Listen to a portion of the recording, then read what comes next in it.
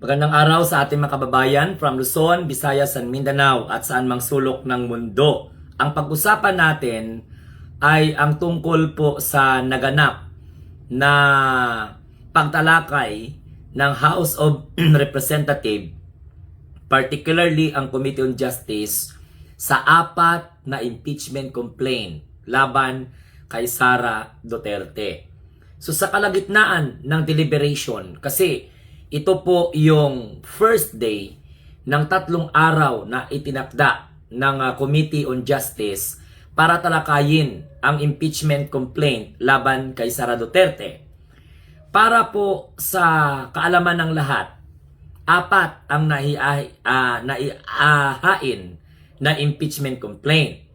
Pero yung second impeachment complaint, winidro po yon para mag-giveaway, no? Yung pangatlo at saka pang-4 na impeachment complaint. At tinalakay din po kanina sa Committee on Justice ang pag-set aside.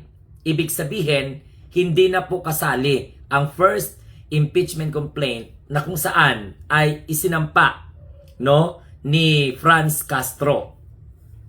So, napag-agrihan po ng committee na ito po ay iset aside because sa violation ng 1-year rule bar, no? So, sa makatuwid, mga kababayan, umarangkada na ang impeachment complaint laban kay Sara.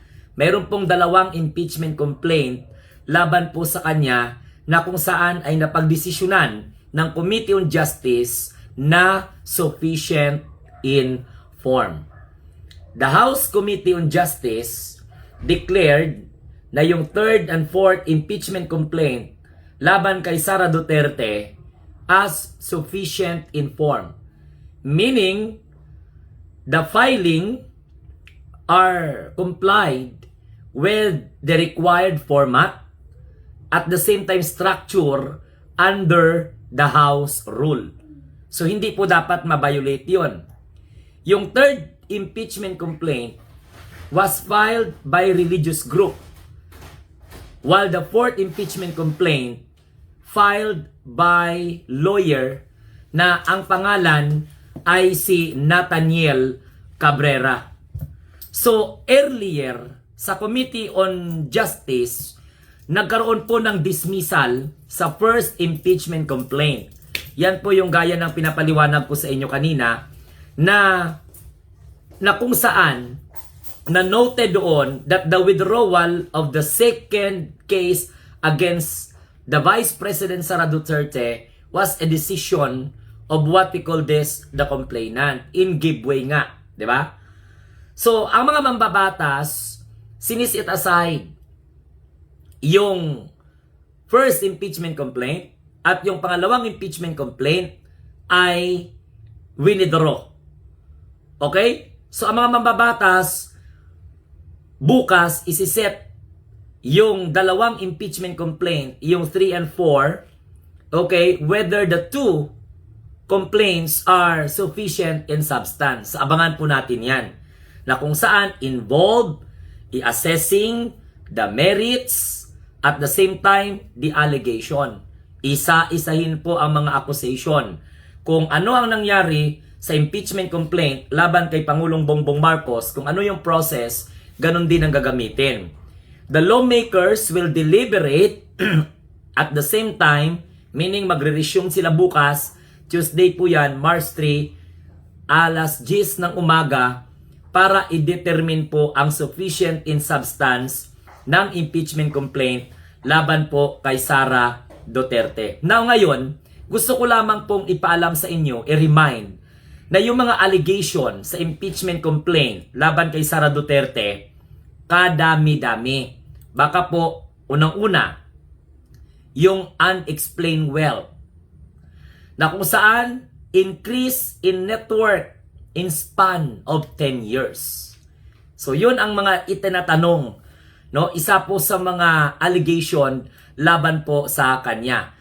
Baka makalimutan ninyo na kung saan yung mga allegation sa impeachment complaint laban kay Sara Duterte. So may mga basihan po yan. Unang-una, yung mga unexplained wealth, hindi may paliwanag na yaman, yung pagtaas ng kanyang network sa loob lamang po ng 10 taon.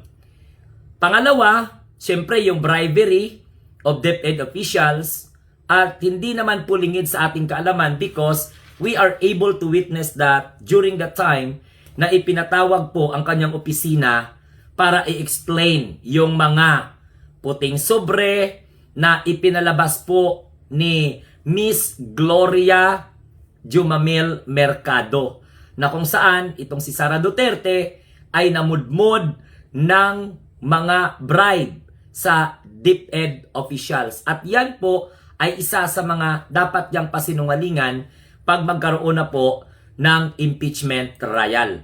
Siyempre, isa din sa mga inireklamo laban kay Sara, yung tinatawag na fabricated submission to Commission on Audit. Lumalabas po ang samot-saring mga pangalan na hindi po makikita sa PSA. So, may mga Mary Grace Piatos, may mga Xiaomi at ang dami-dami pang mga pangalan na hindi po matatagpuan ngayon. So, isa po yan sa mga itinatanong. Bakit po nag-fabricate ng mga dokumento para isumite sa Commission on Audit? So, ibig sabihin, nilinlang ng Office of the Vice President sa pamamagitan ng pag-prepare at pag-submit ng mga peke na mga resibo sa Commission on Audit. Maliban po doon, yung mga tinatawag na mga notices of these allowances.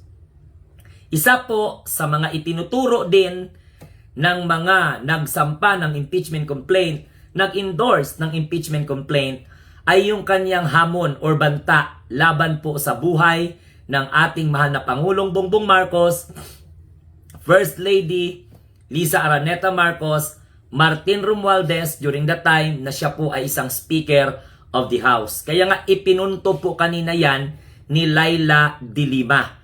No? Binigyan niya po talaga yan ng diin. At mga kamunting tinig, isa pa sa mga tinitingnang allegation laban kay Sara, yung kanyang papel. Okay? Yung role in Davao City extrajudicial killing. So, abangan natin yan bukas kung masustain po ba yung mga ganyang klaseng mga accusation.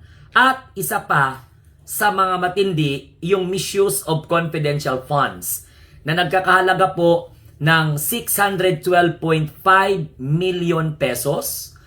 Yung paggasta ng Office of the Vice President ng 125 million sa loob lamang po ng 11 araw. At yung paggasta ni Sara Duterte ng 16 na milyon para po sa mga safe houses. Kasali din po dyan sa allegation laban sa kanya yung 15 milyon na pondo para sa kanyang youth leadership. And tiningnan din po yung uncounted confidential funds na nagkakahalaga ng 10 milyon mahigit or sobra pa. So yan po, mga kamunting tinig, yan ay hindi po kathang isip. At yung lahat ng yan ay lumabas po yan noong 19th Congress investigation ng tinatawag na good governance sa pamumuno ni Chua o yung counterpart ng Senado bilang Blue Ribbon Committee sa House of Representatives.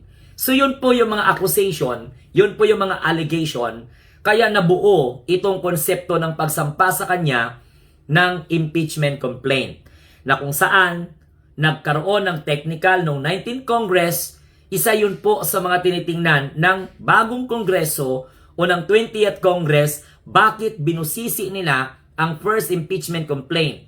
That's the reason why yung impeachment complaint ni Castro et al.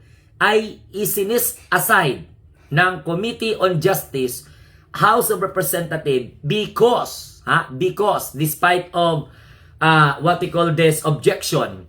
Bakit? Dahil baka ito na naman ang magiging mitya na dudulog, no? Itong grupo ni Sara Duterte sa Supreme Court at questionin yung timeline o yung tinatawag na time bar. Kasi nga, makatatandaan po natin that the Supreme Court ruled not in the merit of the case, but of course, the violation of one-year rule bar. A while ago, ang ating mga mambabatas sa Committee on Justice ay tinitingnan that the first impeachment complaint endorsed by the Makabayan Bloc violate the one-year rule bar. That is the reason why it was being set aside by the Committee on Justice hanggang sa nag-proceed sa pangatlo at pang-apat na impeachment complaint endorsed by Laila de Lima and Congressman Benny Abante and Ortega.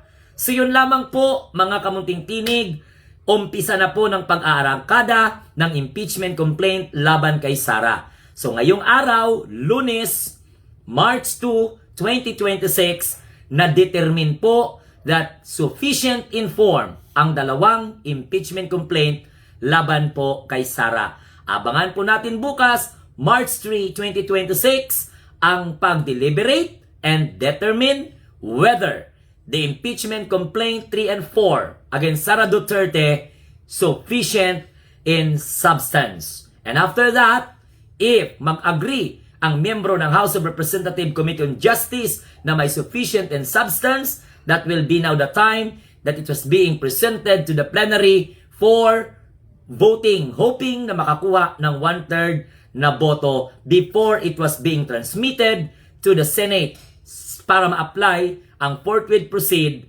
para po sa impeachment proceeding. Good luck, have a nice day, and God bless everyone.